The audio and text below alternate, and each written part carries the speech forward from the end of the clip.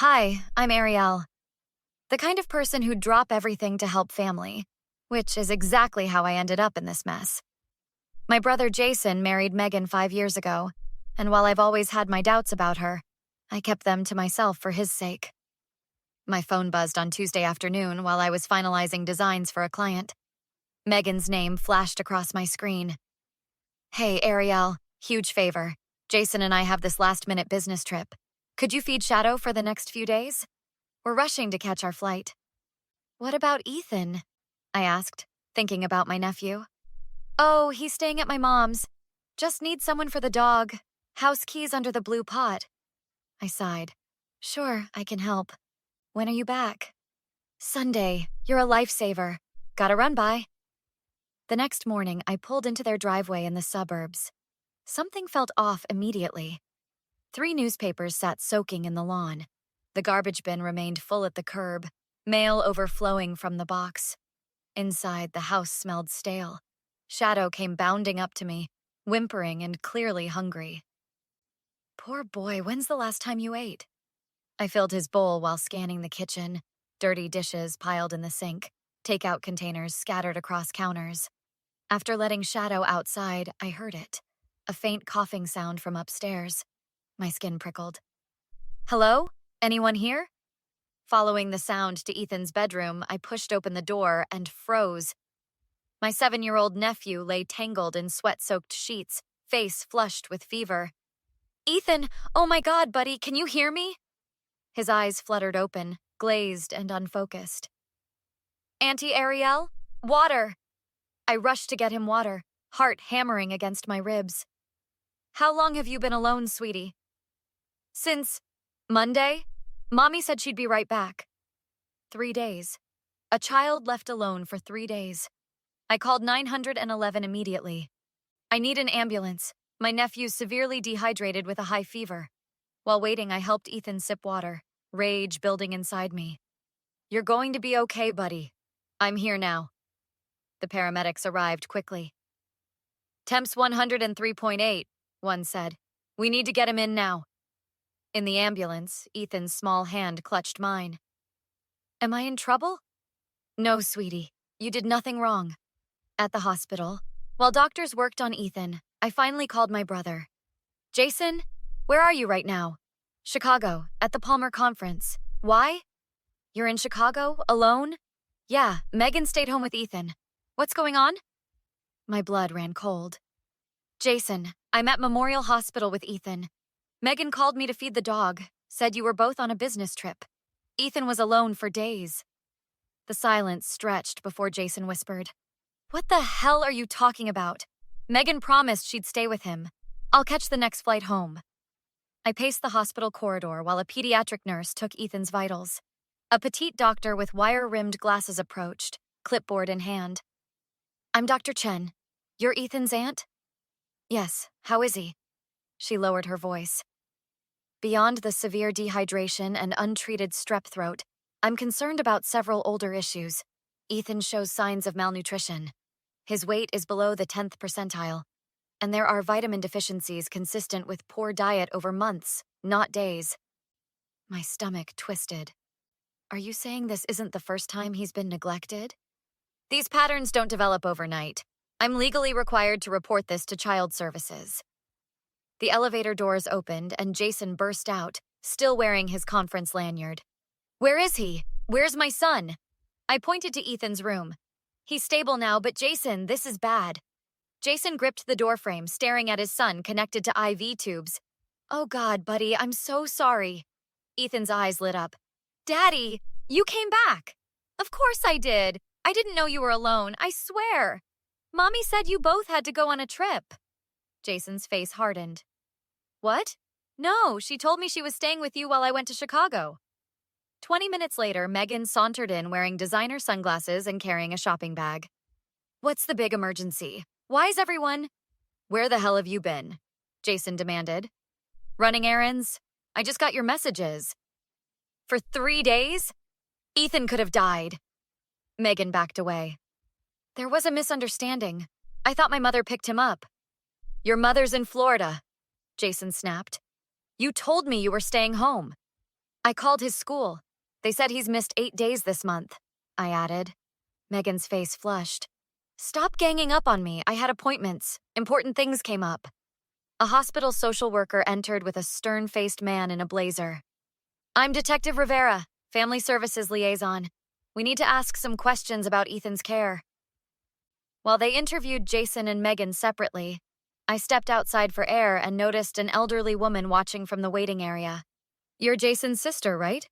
I'm Mrs. Patterson, their neighbor. Been worried about that boy for months. What do you mean? Her fancy car's always gone, sometimes for days. I've seen that poor child letting himself in with his own key after school. Once found him crying on their porch at dusk because he was locked out.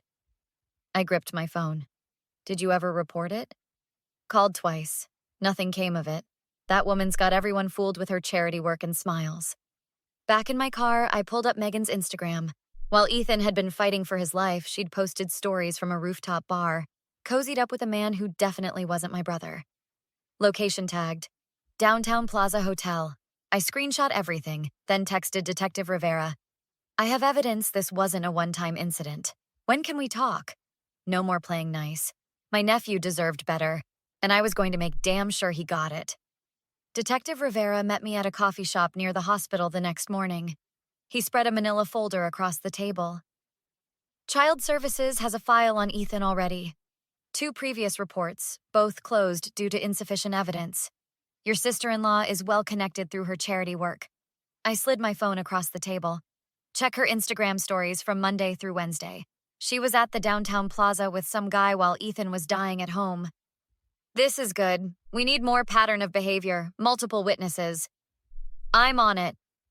I drove straight to Ethan's elementary school. The counselor, Miss Jenkins, twirled a pencil nervously as we talked in her cluttered office. I've been concerned about Ethan for months. He falls asleep in class, comes without lunch money, sometimes wearing the same clothes for days. Did you report it? Twice. Mrs. Williams Megan sits on the district fundraising board.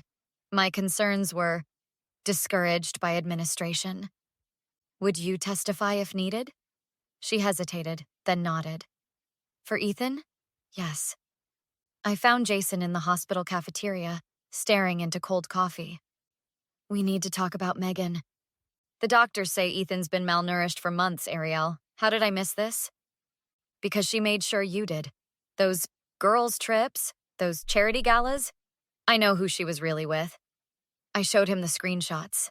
Megan draped over a silver-haired man at bars, restaurants, hotel lobbies. His name is Trevor Blackwood, real estate developer. I did some digging. They've been seeing each other at least 6 months. Jason crumpled, shoulders heaving. I trusted her with everything, my son, my life. You need to decide what's more important, your marriage or your child's safety. There's no choice there. It's Ethan.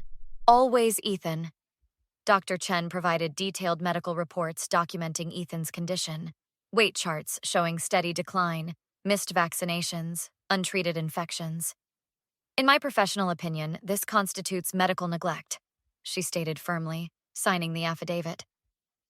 By Thursday evening, we had statements from neighbors, school staff, even Ethan's soccer coach who recalled Megan missing every game and practice. I was reviewing everything with Detective Rivera when my phone buzzed. Megan wanted to meet.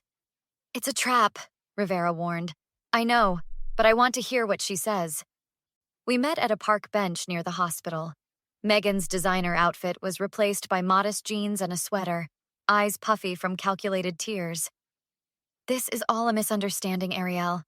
I've been under so much pressure charity work, maintaining our social standing. Sometimes I get overwhelmed.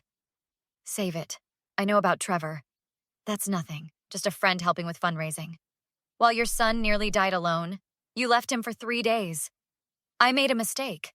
Everyone deserves a second chance. Jason and I can work through this. Family counseling, parenting classes. Please don't tear our family apart. She reached for my hand. I pulled away. Our family? You checked out long ago. Ethan deserves better. What do you want? Money? I can make this worth your while? I stood, disgust rising in my throat. We're done here. I walked straight to where Rivera waited in his car, recording everything. Got what you need? He nodded.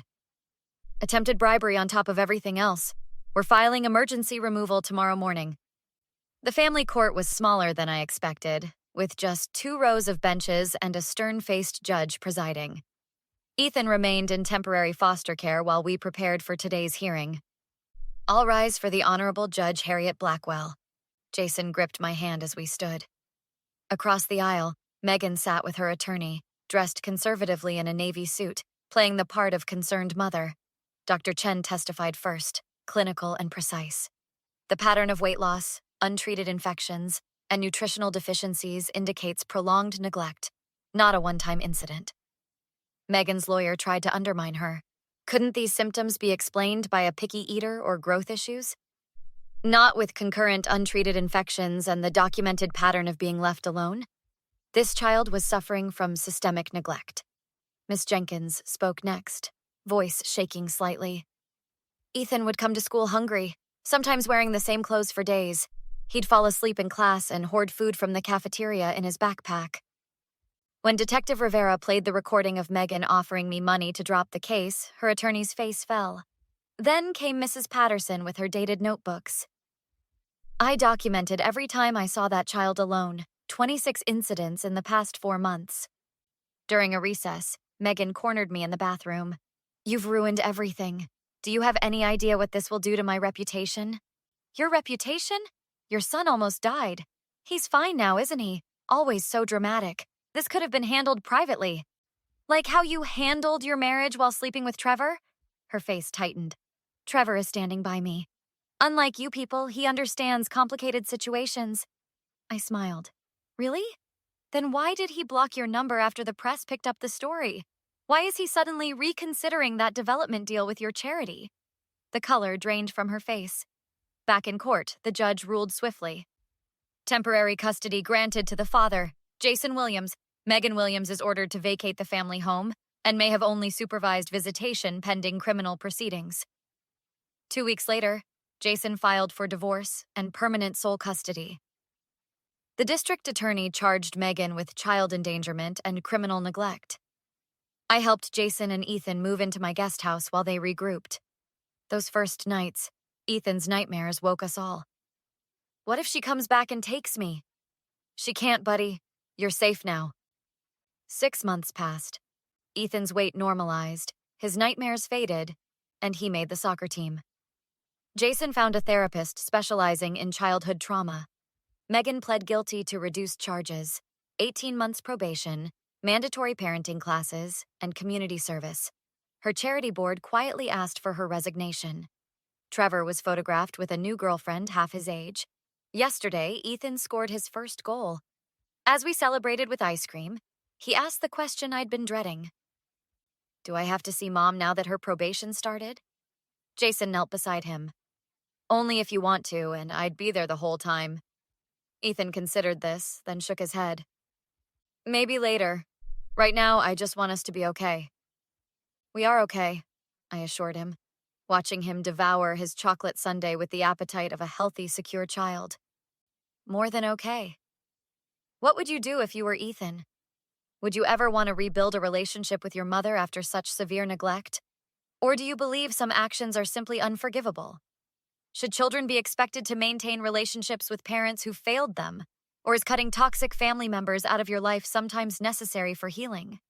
If you enjoyed this story of justice served, please hit that like button and subscribe for more revenge stories where toxic people finally face consequences for their actions.